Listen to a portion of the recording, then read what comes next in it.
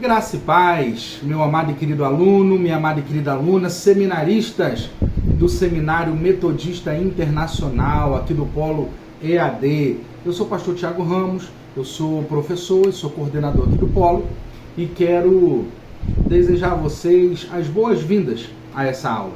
A nossa matéria é Teologia do Culto Cristão e nós estamos gravando agora a segunda parte da segunda aula, referente ao capítulo 2. Se você é nosso aluno, você já tem a nossa apostila. Se você ainda não é, faça contato conosco, manda uma mensagem e a gente vai entrar em contato com você para explicar os requisitos e como você se torna um aluno regularmente matriculado do nosso seminário.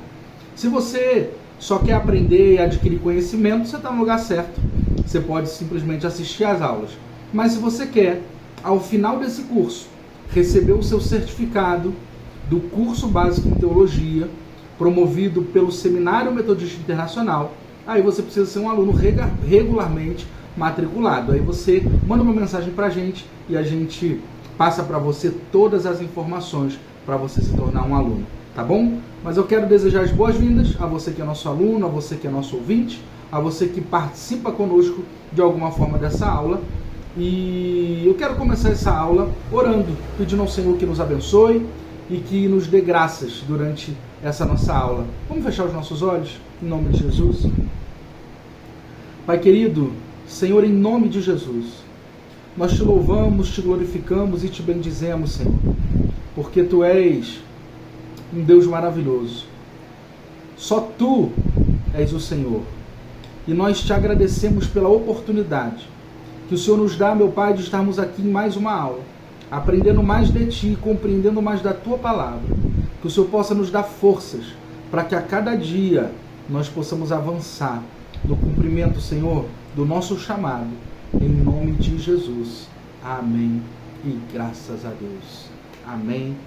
Graças a Deus. Bom, vamos lá para uma revisão básica do que nós já aprendemos nessa matéria, Teologia do Culto Cristão. No primeiro capítulo, nós aprendemos um pouco sobre a origem da adoração, o início da adoração. Depois falamos um pouco sobre a adoração no Éden, sobre a adoração com o homem, né? Como surge ali a adoração com o homem, a adoração na nação de Israel, a adoração da igreja, os elementos da adoração, né? Vocês lembram que a gente conversou sobre a quem adorar, quem pode adorar, como adorar. Então chegamos ao nosso capítulo 2. No capítulo 2, fala sobre a adoração no Novo Testamento. Então, na primeira parte da nossa aula, nós aprendemos um pouco sobre a liturgia neotestamentária, sobre a questão de cobrir a cabeça com o véu, o lavar pés, a festa do amor, sobre a coerência da adoração no Novo Testamento, né, em que encontramos a centralidade de Cristo nos cultos, né, uma certa constante cristológica nos cultos do Novo Testamento, na adoração do Novo Testamento. E paramos aqui na questão da presença do Espírito Santo durante a adoração. Esse é o segundo ponto distintivo e destacado da igreja no Novo Testamento. O Espírito Santo opera em todas as partes do culto. Desde a época do Novo Testamento, do início lá, dos primórdios da igreja. E as sequências de louvor, oração, confissão, proclamação, interpretação, todas derivam de um momento rabínico do Antigo Testamento, né, no templo e na sinagoga. Recebe um novo impulso pelo Espírito Santo, que opera de modo confluente através de tais exercícios e centraliza a sua atenção em Deus por meio de Jesus Cristo, como meta da adoração e do amor da igreja. É nas ordenanças de iniciação, batismo e de recordação, como a ceia, que a sua ação alcança o seu ponto culminante. A conversão retrata a realidade da crise na qual se julgava e rejeitava o seu velho passado pagão e se apresentava de modo realista ao chamado de uma expectativa nova. O batismo demonstratizava energicamente a transição. A vinda do Espírito Santo não era uma descrição causal, nem prosaica. Se tratava de uma ocasião transformadora na vida, centralizada na conversão e no batismo. E o Espírito Santo era o ator e agente principal desse drama. As posteriores fórmulas de inovação para que o Espírito Santo desça sobre pessoas e objetos revela como os cristãos reconheciam sua dependência do Espírito Santo para a adoração oferecida de modo aceitável a Deus em espírito e em verdade. Bom, o que significa esse ponto aqui da apostila que nós acabamos de ler? Significa que a igreja primitiva, ela trazia na sua liturgia alguns pontos que eram típicos da adoração rabínica, da adoração nas sinagogas. Só que era algo meio mecânico, era algo meio, como nós vamos dizer, de repetição. E quando entrou na adoração do Novo Testamento um elemento diferente, que é a presença do Espírito Santo, tudo isso muda, porque o Espírito Santo aviva a adoração. O Espírito Santo nos conduz ao modo correto de adorar. O Espírito Santo traz a centralidade de Cristo para a nossa adoração. E o Espírito Santo leva a nossa adoração até a Deus. O Espírito Santo ele é aquele que tem o ponto auge da sua atuação na adoração da igreja, nas ordenanças de que Cristo nos deu. Que ordenanças são essas? A ceia o batismo e a ceia do Senhor. São as duas ordenanças da igreja cristã. Alguns chamam de sacramento, com toda a vênia eu venho aqui discordar, porque sacramento é algo que é essencial à salvação e o batismo e a ceia não são essenciais à salvação, mas são ordenanças. Cristo nos ordenou que fizéssemos essas coisas. E o Espírito Santo ele conduz tudo isso. O Espírito Santo ele traz luz sobre a nossa adoração. Isso é muito interessante. O terceiro ponto é a preocupação dos demais e a preocupação pelos demais e a edificação da comunidade. Vamos ler então a nossa apostila?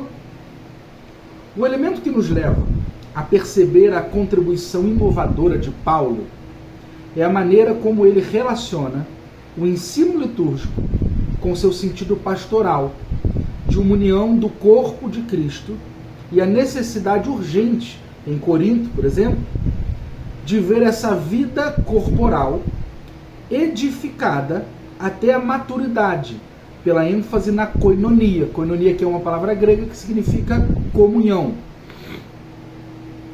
A frequência dessa consideração, resumida na exortação, faça tudo para a edificação. É clara, segundo os dois capítulos 12 e 14 da primeira carta de Paulo aos Coríntios, a saber 12:7, 14:5 e 12:26. É aconselhável também ler 1 aos Coríntios 10:24 e Filipenses 2:4. Essas referências você tem aí na sua apostila. O que esse tópico nos traz?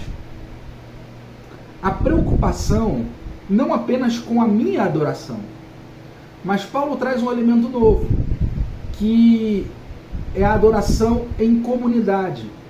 Todos ali, claro que a adoração é algo individual. Nós podemos estar no meio de 50 pessoas em que uma, duas ou três adoram e as demais não.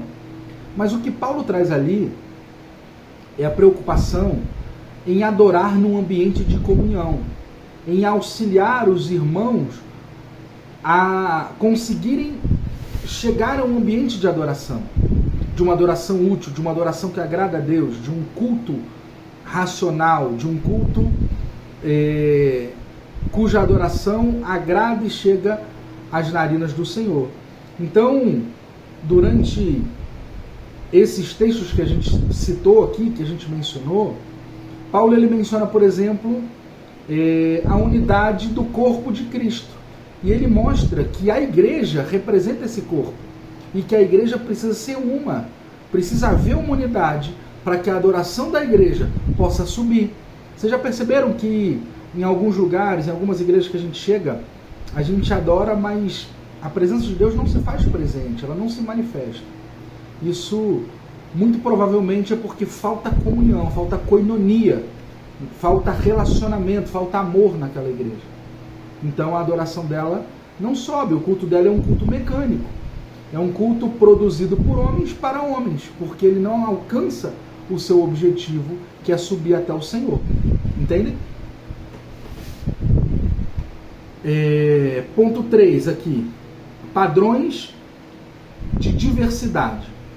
A centralidade em Deus é revelada em Jesus Cristo pelo Espírito Santo. O Espírito Santo, como líder da adoração congregacional, e a interdependência dos cristãos como parte de um corpo não estão em questionamento ou em confronto. Todavia, existem certas tensões normais numa igreja que cresce e responde à necessidade de uma adoração genuína e verdadeira. O que isso aqui está nos dizendo? Primeiro, ele está reforçando o tópico anterior, que é fundamental que a igreja ela seja una, que ela tenha a sua unidade, que ela seja o corpo de Cristo, que ela seja guiada pelo Espírito Santo a adorar a Deus na centralidade de Jesus Cristo. Os cultos devem ser cristocêntricos. Ela nos mostra também que a adoração congregacional ela depende da interdependência dos irmãos. Ou seja, nós precisamos contribuir para que todos nós estejamos bem, estejamos como um, para que a nossa adoração como igreja suba até os céus. Só que isso é fundamental que a gente observe os padrões de diversidade. Como assim, pastor? Essa palavra diversidade nos nossos dias ficou tão perigosa, né? Mas o que eu quero trazer aqui para vocês como diversidade, que é o conceito que nos traz o nosso material, é uma diversidade na forma da adoração.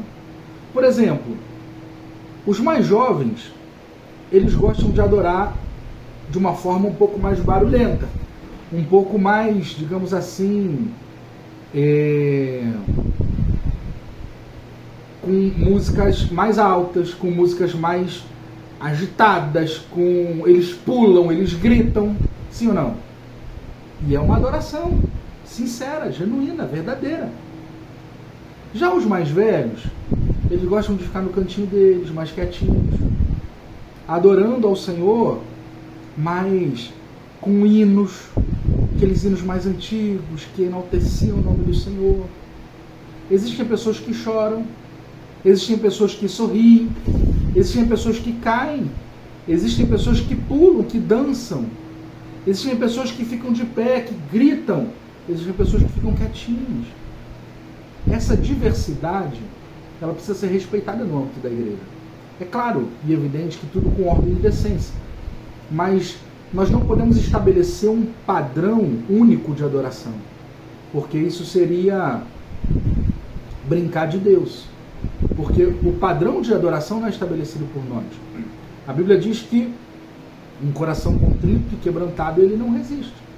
Então, se eu com meu coração contrito e quebrantado o adoro, gritando, chorando e pulando, ele vai receber a minha adoração.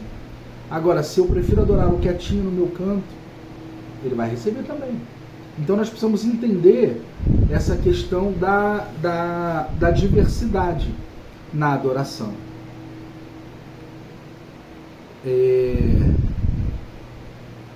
Algumas considerações sobre esse ponto ainda. A primeira é a adoração na comunidade carismática. Sobre isso, não precisamos nos delongar. Devido à ação do Espírito Santo no seio da igreja, as diversidades surgiram como formas de diferentes manifestações e atuações do Espírito Santo na vida e através dos cristãos. Mais tarde, a igreja entendeu essa diversidade, empregando o termo ministérios. A diversidade de ministérios, ou seja, o Espírito Santo é o mesmo, mas os ministérios são diversos, porém convergem para o mesmo ponto, a edificação da igreja de Cristo. Aqui a gente já está falando de um outro ponto da adoração e do culto cristão, que é como nós servimos no culto, como nós servimos ao Senhor. Para isso, de acordo com a manifestação da diversidade de dons e da ação central do Espírito Santo na igreja, cada pessoa foi chamada pelo Senhor para desempenhar a sua função de cultuá-lo em um dos ministérios da igreja. Ponto 2. A comunidade que recorda. Essa recordação não era com sentido de nostalgia ou vontade de reviver o passado, mas ao relembrar os dias felizes e as vitórias alcançadas, extrair forças e romper diante do presente e do futuro. Os quadros sucessivos da igreja em adoração estão organizados para realçar um único ponto, que é a adoração, como era conhecida. Foi resultado de uma infusão fresca do Espírito Santo numa época de formalidade e passividade religiosa, através da liderança dos bispos, presbíteros e diáconos. A igreja relembrava o Senhor e seus ensinamentos. Essa é uma outra questão interessante. Existem momentos na vida da igreja que a igreja ela passa por momentos difíceis, momentos de crise, de problema, momentos de frieza. E nesse momento é interessante que nós venhamos a utilizar esse elemento da recordação para nos recordar dos feitos do Senhor na vida da igreja. Toda igreja, por mais que hoje ela viva um momento de fraqueza espiritual ou de dificuldade em qualquer aspecto, ela já viveu momentos de manifestação da presença de Deus. Ela já viveu momentos em que o Espírito Santo curou ali, salvou, libertou, derramou a sua glória. Então é importante relembrar desses momentos para que a igreja possa extrair forças para seguir em frente, para lutar, para batalhar no campo espiritual, para que o Espírito Santo possa derramar uma unção fresca e que essa igreja possa retomar a sua função adoradora. 3. Uma igreja organizada. A igreja foi se organizando internamente e criando uma estrutura que permitiu o avanço em conquistar novos crentes. Ao mesmo tempo, os desafiava a crescer em direção à meta do varão perfeito à estatura de Cristo. A igreja tinha como objetivo suprir as necessidades de consolidação e conservação da herança do passado. A fidelidade é uma virtude divina e a adoração tem o propósito de conservar a verdade do Evangelho Apostólico ao ponto da igreja incluir-se no credo apostólico: creio na Santa Igreja de Cristo. O que significa isso aqui, gente? É fundamental, e ao longo do tempo a igreja foi se organizando e criando uma estrutura que permitisse o avanço do culto e o avanço do trabalho evangelístico para conquistar novos crentes e avançar. Ao mesmo tempo, desafiava esses novos crentes a crescer em direção a Cristo. A igreja tinha como objetivo suprir as necessidades de consolidação e conservação da herança do passado. Ou seja, nós encontramos na igreja do passado uma estrutura doutrinária, teológica, principiológica. E a partir disso, a nossa igreja, a igreja dos nossos dias, ela foi avançando na questão estrutural para que pudesse avançar a partir desses princípios, a partir dessa teologia, a partir dessa espinha dorsal da igreja.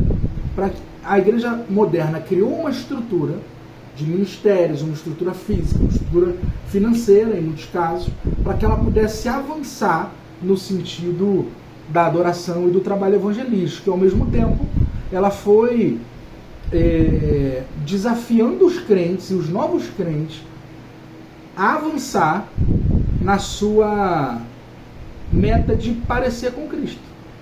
Entende? que é alcançar a estatura de varão perfeito. Então, isso é bem interessante. Quarto, o cunho espiritual. Toda ação de tipo transcendental convida e promove a reação. A igreja reagiu rápido às orações escritas e ao formalismo que os primeiros líderes tentaram impor à igreja. Os escritos joaninos, ou seja, os livros escritos pelo apóstolo João, eles procuravam dar um caráter espiritual à igreja, ressaltando o seguinte: a adoração se faz em espírito e em verdade. E em sua maior parte, independe de formas, ritos, lugares e circunstâncias exteriores. A água da religião tradicional é transformada maravilhosamente em vinho da nova era, onde brilha a glória de Jesus como o Logos universal. A adoração, gente, ela transforma toda aquela formalidade do passado em toda a novidade que Cristo nos traz dia após dia. B. O amor a Deus e aos irmãos é a prova verdadeira do cristianismo autêntico, em oposição à ortodoxia dos credos e à confiança cega nas ordenanças. Isso aqui é muito interessante. O amor aos irmãos é a prova verdadeira do cristianismo. A religião judaica, por exemplo, eles são extremamente apegados à lei. A lei na sua letra fria. E eles não se importam com o amor. Eles não se importam com o cuidado com as pessoas. Já Cristo, ele revolucionou isso. A ponto de João dizer: se alguém diz que ama a Deus, mas não ama o seu irmão, é mentiroso. O amor ao irmão é a prova verdadeira que você é um cristão autêntico. Isso é muito importante a gente observar. C. Não pode ser fortuito que essa coleção de literatura careça por completo do vocábulo igreja. Para João, os crentes formam uma sociedade segundo a imagem de um rebanho e da videira. E essas imagens existem em relação estreita com o pastor do rebanho e os ramos da videira. Você vê, João não usa a expressão igreja nos seus escritos, porque para ele nós somos uma sociedade que se assemelha a um rebanho que depende integralmente do seu pastor, ou os ramos da videira que dependem integralmente da videira, mas que também dependem uns dos outros.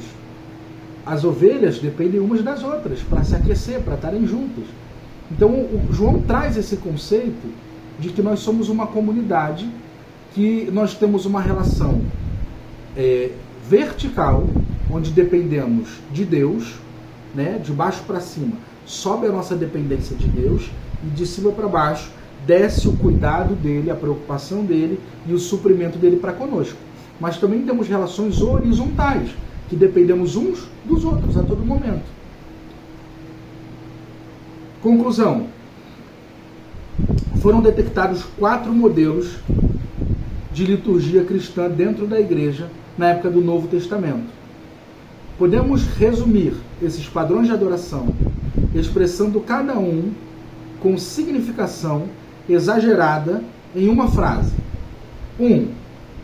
Paulo está a favor da espontaneidade do espírito, ainda que imponha certos controles para que a essência não se apague. Lucas, escrevendo em Atos dos Apóstolos, ele volta atrás aos dias felizes, quando o Espírito veio e se manifestou com o poder divino e suspira por aquela incidência divina, enquanto procura recuperá-la. 3. As epístolas pastorais faziam um chamado severo, em nome da ortodoxia paulina, para cerrar fileiras e consolidar a herança, a fim de que não se evapore e se perca para sempre. 4. João está impaciente por qualquer expressão congregacional de adoração, que dê valor ao indivíduo, ao dizer que as igrejas da Ásia que cada um se una a Cristo e que a adoração seja de coração. Com isso a gente consegue, talvez de forma exagerada, em uma frase, expressar cada uma dessas 4 formas de adoração que a gente viu em cima. A igreja precisa desses modelos para ajustar-se enquanto prossegue em sua perseguição através da história. Nunca alcançará a adoração perfeita, até que alcance sua meta final, na pátria eterna, onde sua voz será a adoração perfeita, onde jubilaremos ao estar na presença do Senhor, o adorando diante da sua face. Lá, o Espírito e a esposa vivem em tensão criativa e procuram desenhar um modelo de adoração que seja agradável a Deus, como os mortais falíveis jamais podem fazer. Então esse foi o nosso capítulo 2. Esse foi o segundo ponto da nossa aula número 2. Vamos agora para a nossa aula de número 3. Que Deus abençoe a todos e até a próxima, em nome de Jesus.